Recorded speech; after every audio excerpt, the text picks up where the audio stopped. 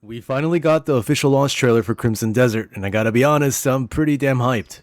It's been a while since I've seen a 2-minute trailer pack so much in, but at the same time tell me so very little. But just to name a few things right away, they show dragon riding, train grappling, massive bosses, some weird ass puzzle areas, a bunch of different combat styles, even Rocket Man mechanics. I'm not even sure how to describe that part, to be honest. At this point, I'm starting to wonder if they're showing too much. I hate it when the best parts of a game or movie are shown in the trailer. So, I want to go through it and talk about a few things that stood out to me, especially some of the characters, some of the bosses, and some theories on what the hell is even happening. Right at the beginning of the trailer, we see a group of people running through a forest with torches at night. Maybe it's a raid, maybe a village being attacked, something like that. We've seen parts of this nighttime scene before in the combat trailer.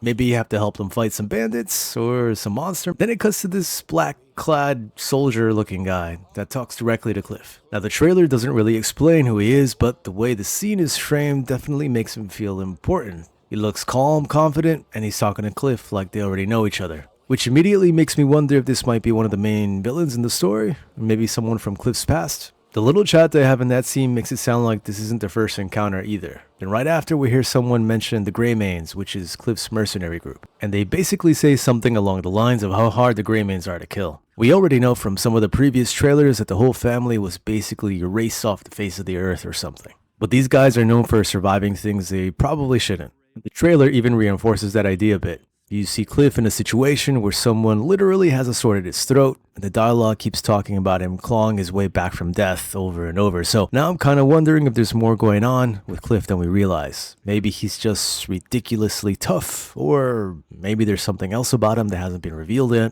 If I know my action and adventure games, it's probably connected to the death mechanics.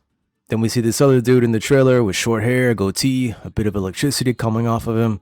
He challenges Cliff directly. This part feels a bit less like a random fight and more like a personal duel. So that guy will probably show up multiple times in the story. Maybe a recurring rival that keeps showing up. Maybe he's the blue to your red. The Gary to your Ash. So it'll be interesting to see if that's what they're setting up here. Another thing this trailer made very clear is that Crimson Desert is not going to skimp on the bosses. There's a moment where Cliff is facing what looks like this massive mechanical automaton robot guy. But what's interesting about it is that it looks ancient, almost like some kind of old war machine or constructs. So it's got me wondering if these are things you find in ruins or ancient locations throughout the world. Like maybe certain regions have those giant machines guarding something important.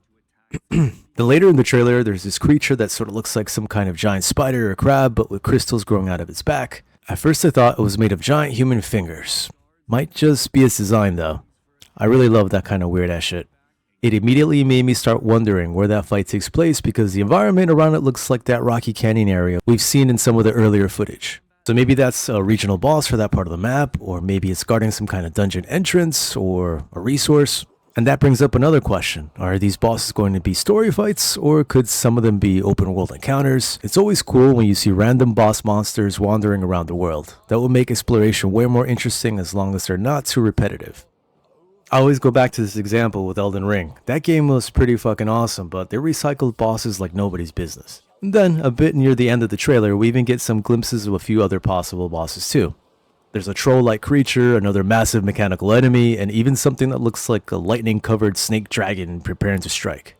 So the variety here actually looks pretty big, and it'll make a huge difference in how memorable the world feels. Another thing the trailer shows pretty quickly is that the combat might evolve and be even more varied than what we saw in the previous combat trailer. There's a short sequence where we see several different fighting styles back to back. The monk style looks like it could be really fun for a first playthrough. I just want to make a build and one punch man throughout the entire game. It seems like there's something for everyone with all the weapons and kills they showed. And then there's a version of Cliff being a furry. So straight up, furry confirmed. Now, this part made me pause for a second because it raises a pretty big question about how the combat actually works in Crimson Desert. How are they going to handle switching in between the different playable characters? Or are these different builds or weapon styles depending on which one you use? Makes me wonder if there'll be something like a party system where each character has their own abilities and can be switched on the fly. Either way, I'm glad combat isn't just sword swings and basic attacks. They're really leaning into some of the crazier stuff.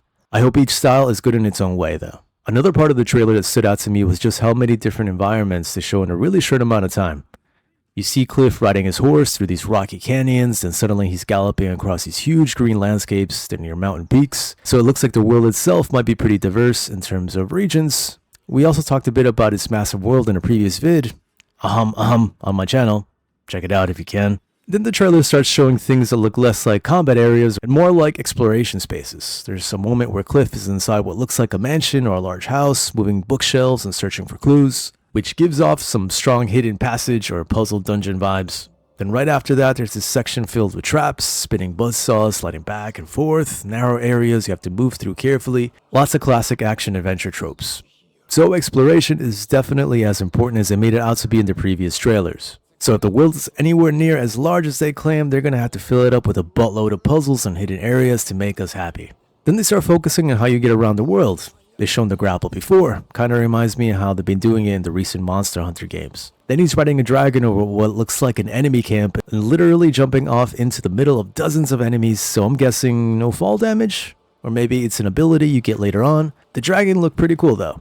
Then Cliff goes full Rocketeer, just zooming and weaving between buildings. Then it cuts to him wearing that strange cloak we've seen in earlier trailers, the one that almost makes him look like he's floating like some kind of ghost. He's gliding high up in the air and flying through these giant metal rings in what looks like some kind of sky challenge area. To be honest, I've never been a fan of this type of minigames. I just hope they let you get some badass gear or something. I wonder how much freedom players actually have with these types of movement mechanics. I think they can be good if they aren't too overpowered or given too early. Otherwise, you just start skipping chunks of the game and start missing out on things. I mean, I'm all for breaking games, but sometimes it also ruins the fun. So overall, after watching the launch trailer, my biggest takeaway is that Crimson Desert looks like it's trying to do a lot. Maybe even more than people expected. We already knew about the large-scale boss fights, different combat styles, exploration, puzzles, dragon riding, flying mechanics, train grappling, the list goes on and on. That's exciting and a bit risky. I mean, I think we've already seen a few early reviews talking about how the start can be a little rough. For me though, the big question is always whether all those systems actually come together in a satisfying way. If they do manage to pull it off, this could definitely be my game of the year. I still can't believe we're so close to launch on March 19th. We're literally days away from seeing if all this crazy stuff actually works in the real game. And the most important part, the pre-order bonuses include horse armor, because nothing says epic medieval fantasy action-adventure game like paying extra for a shinier horse. Honestly though, after seeing this trailer, I'm more curious than ever. If the game delivers on even half of what they showed here, next week is going to be wild. Well, that's all from me for now. If you made it this far, let me know what you think in the comments. Is it everything you expected? And of course, don't forget to like and subscribe, because we'll be diving into the full gameplay as soon as it's out. Thanks again for watching, and have a great one.